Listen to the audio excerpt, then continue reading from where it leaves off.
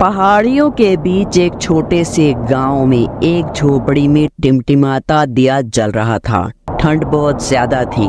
श्रुति, मीनू, ज्योति और चुटकी हाथ जोड़कर दुर्गा माँ के सामने प्रार्थना कर रही थी। उनकी माँ गर्भवती थी और उस वक्त वो अपनी 5वीं बेटी को जन्म दे रही थी। ओ माँ, हे दुर्गा माँ। बहुत देर तक दर्द सहने के बाद उसने अपनी 5वीं बेटी को जन्म तो दे दिया, लेकिन दर्द सहते सहते उसकी मृत्यु हो गई। माँ, तुम नहीं जा सकती, हमें इस तरह छोड़कर नहीं जा सकते। मत जाओ ना माँ, मत जाओ। जीजी, माँ को ये क्या हो गया? चारों बच्चे रोने लगे।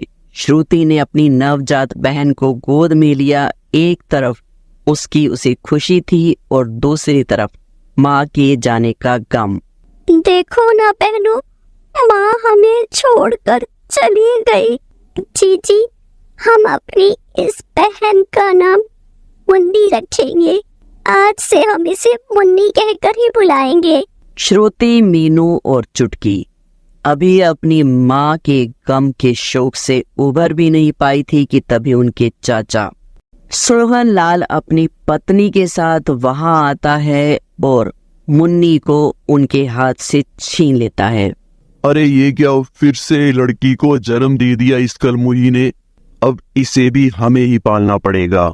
ये तो घर का काम भी नहीं कर पाएगी। अजी सुनते हो, मैं तो कहती हूँ पहाड़ी से नीचे फेंक दो इस धरती के बोझ को। हाँ भाग्यवान, कह तो तुम सही रही हो। ये कहकर चाचा उस छोटी सी नवजात बच्ची को पहाड़ी से नीचे फेंक देता है। ये क्या किया चाचा जी आपने? हमारी छोटी सी बहन को पहाड़ी से नीचे फेंक दिया आपने। हाँ बिल्कुल सही किया मैंने। तुम लोग धरती पर बोझ हो। जब से तुम्हारे पिता की मृत्यु हुई है तुम मुझ पर भी बोझ बन गई हो। अब तो अनाथ लोगों को मुझे ही पालना पड़ेगा। जैसे मैं कहता हूँ चुपचाप ही वैसा करती रहो, नहीं तो मैं तुम सबको भी इस पहाड़ी से नीचे फेंक दूंगा। चारों बच्चियां अपनी माँ और नवजात बहन के शोक में रोने लगी। सोहन लाल और उसकी बीवी चारों को अपने घर ले गए और घर ले जाकर चाची ने कहा, अब ये रोना धोना बंद करो। श्रुति और मीनू, तुम जल्दी से जाओ और हमारे लिए खाना बनाओ। जल्दी से मलाई कोफ्ता और कढ़ाई पनीर बना दो। ज्योति और चुटकी, तुम घर की सफाई में लग जाओ। चारों बच्चियां अपनी माँ और बहन को याद करते हुए रोते रोते काम में लग गई और फिर चाचा चाची ने खाना खाया और कंबल ओढ़कर सो गए। तभी श्रुति ने अपनी बाकी तीनों बहनों से कहा, सुनो मेरी बहनों, यहाँ पर रहना हमारे लिए खतरे से खाली नहीं है। हमें यहाँ से भाग जाना होगा।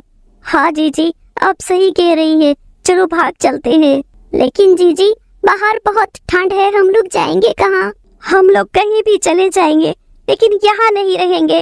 मुझे पूरा यकीन है कि माँ दुर्गा हमेशा हमारी रक्षा करेंगी।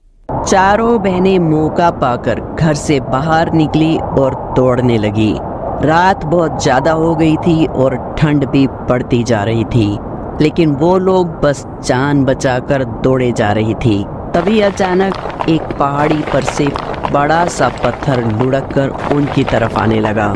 अंधेरा ज्यादा होने की वजह से वो पत्थर किसी को भी दिखाई नहीं दिया और उस पत्थर ने जोर से आकर ज्योति को धक्का मारा। दीदी!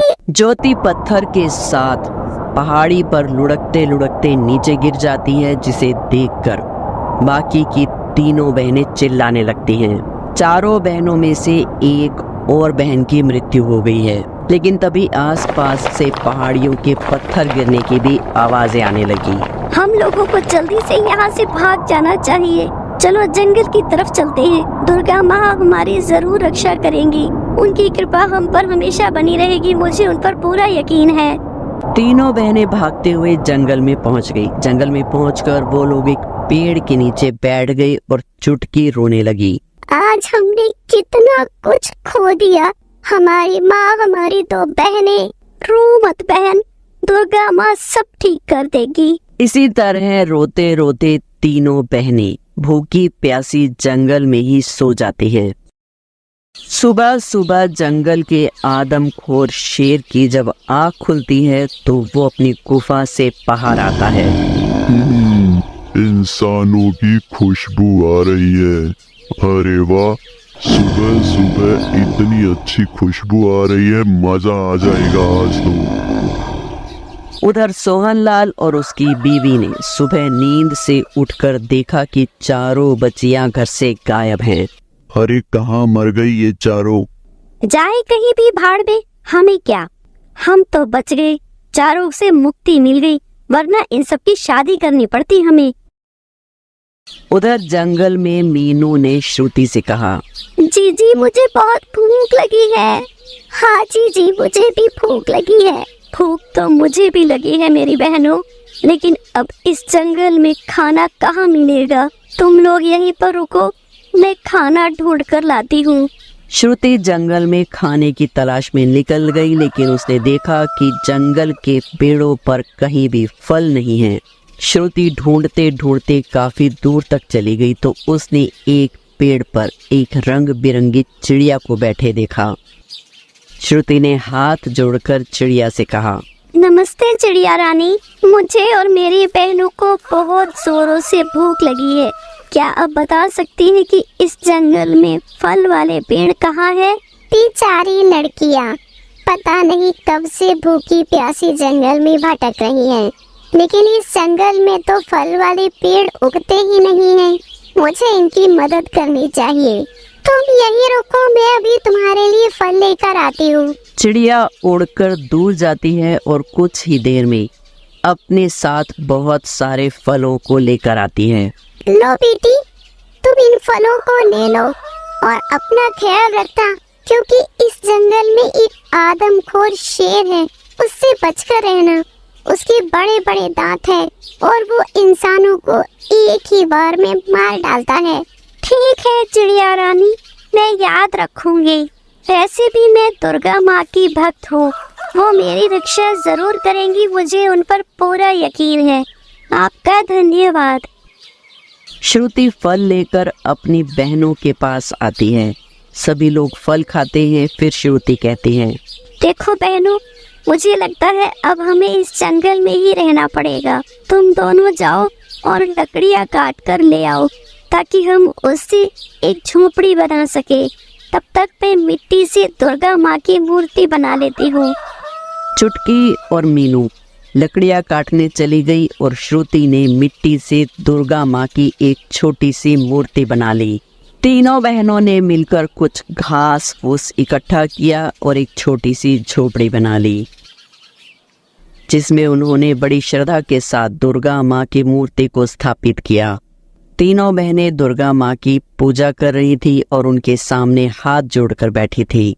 हे माँ, हमने बहुत कुछ खोया है, आप तो सब देख रही हैं ना माँ, आप हमारी रक्षा के लिए क्यों नहीं आती? तभी श्रुति की नजर चुटकी के हाथ पर जाती है, जहाँ से खून निकल रहा था।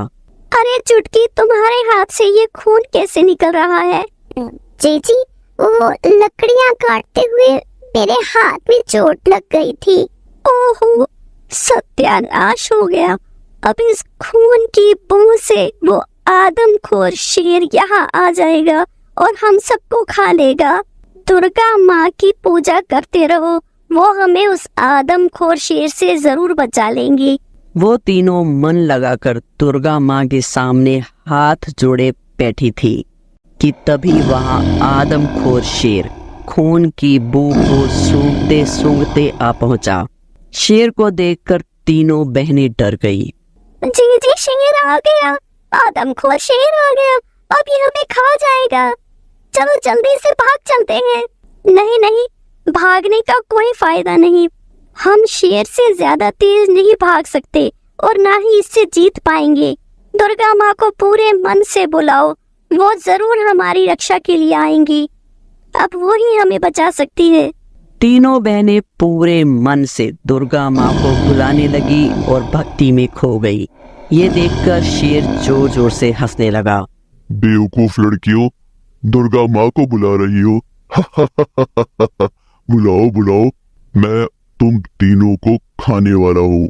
ये बोलते हुए शेर जैसे ही उन बहनों पर झपटने लगा, तभी वहां एक और शेर प्रकट हो गया और वो शेर उस आदमखोर शेर से बोला, रुक जाओ, दूर हटो इन लड़कियों से।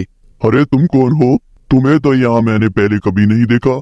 देखोगे कैसे, मैं हिमालय पर जो रहता हूँ, माँ दुर्गा का वाहन हूँ मैं। तभी वहां एक चमत्कार हुआ और स्वयं माँ दुर्गा वहां प्रकट हो गई। हे आदमखोर शेर, इंसानों को मारकर तुम्हें क्या मिलता है? मेरी शरण में आ जाओ। दुर्गा माँ को देखकर आदमखोर शेर पूरी तरह से बदल गया।